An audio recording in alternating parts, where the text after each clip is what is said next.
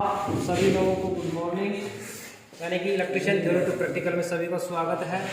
दोस्तों, आज का जो प्रैक्टिकल रहेगा हमारा, आज का जो प्रैक्टिकल है कि यानी कि हमारे पास एक होल्डर है, लैंप होल्डर जिसको हम बोल रहे हैं, और एक हमारे पास कैपेसिटर है और एक हमारे पास लैंप है। एक बात यहाँ पे ये आती है कि जो लैंप आप लोगों को दिख रहा है, इस लैंप का एक प्रोटेक्शन करना है, आपको सुरक्षा करनी है।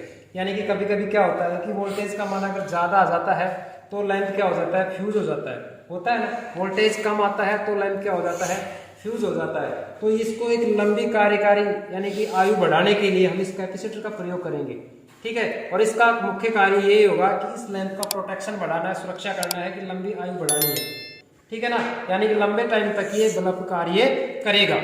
समझ रहे बात को? तो ये प्रोटेक्शन ही है जिसको हम कैपेसिटर बोलते हैं।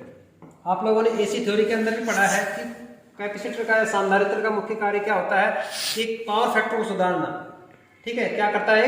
पावर फैक्टर को सुधारने का काम कौन करता है? कैपेसिटर करता है, सांधारित्र करता है, ठीक है ना। तो ये आज इसी का हम प्रैक्टिकल करेंगे कि इस लैंप को या एलईडी बल्ब हो, चाहे अपने पास 100 वाट का लैंप है, इसका सभी का क्या करेंगे, प्रोटेक्शन करेंगे, ठीक है।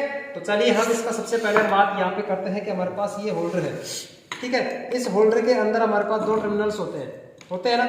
और इन दोनों टर्मिनल्सों में क्या होता है कि जैसे एक तो हमारे पास सप्लाई का तार होता है, ठीक है, और दूसरा भी हमारे पास किसा न्यूट्रल होता है, जिसमें कोई से भी न्यूट्रल और सब में फेज हो सकता है, ठीक है। और हमारे पास दो तार किसके होते हैं? कैपेसिटर के होते हैं ना। तो सबसे पहले हम यहाँ पे ये करेंगे कि एक तार हमारे पास जो हमारे पास होल्डर है ना, उस होल्डर के टर्मिनल्स में लगा देंगे, ठीक है। क्या कर देंगे? इसमें होल्डर के टर्मिनल्स में लगा देंगे, और लगाने के बाद में इसको क्या करेंगे, हम कस देंगे, ठीक है। ओनली एक ही तार इसमें लगाना है अपन को, एक ही तार लगाना है। और लगाने के बाद में हमारे पास जो कैपेसिटर का जो दूसरा तार है वो बचा हुआ है, ठीक है। ये बचा हुआ है ना, इसको बचा हुआ है, तो भाग को हम क्या करेंगे, यहां से इस प्रकार से हम क्या कर लेंगे, इसको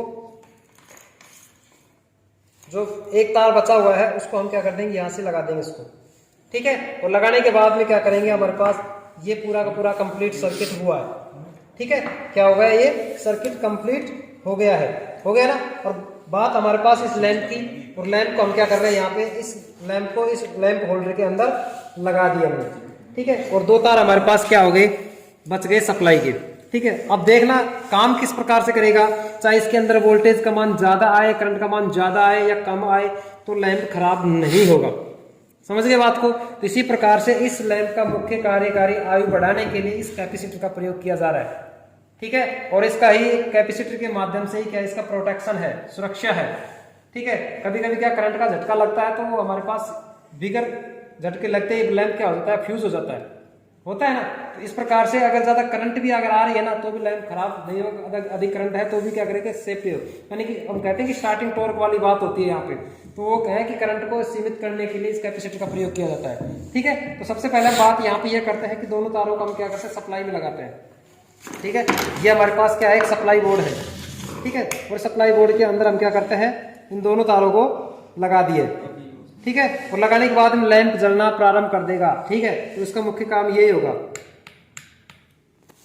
लगाया था 100 वाट का, लगा तो काम नहीं कर रहा था, हमने क्या किया, एलईडी बल्ब लगाया। तो हम बात यहाँ पे यही करेंगे कि एलईडी बल्ब की क्या करेंगे, प्रोटेक्शन करेंगे, ठीक है। कनेक्शन हमारे पास इसी प्रकार से एक जो तार होगा सीधा तार हम डायरेक्ट सप्लाई में देंगे, और दूसरा तार हमारे पास जो होल्डर का है पहला टर्मिनल उसमें दे देंगे, और एक कैपेसिटर का तार लगा देंगे, ठीक है। अब देखते हैं इसको हम क्या देते हैं, सप्लाई देते हैं।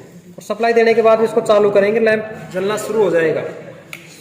देखिए लैंप जलना शुरू हो गया है। अब देखिए अगर मान के चलो इसके अंदर अगर ज्यादा करंट भी आ जाती है तो एलईडी बल्ब फ्यूज नहीं होगा या खराब नहीं होगी।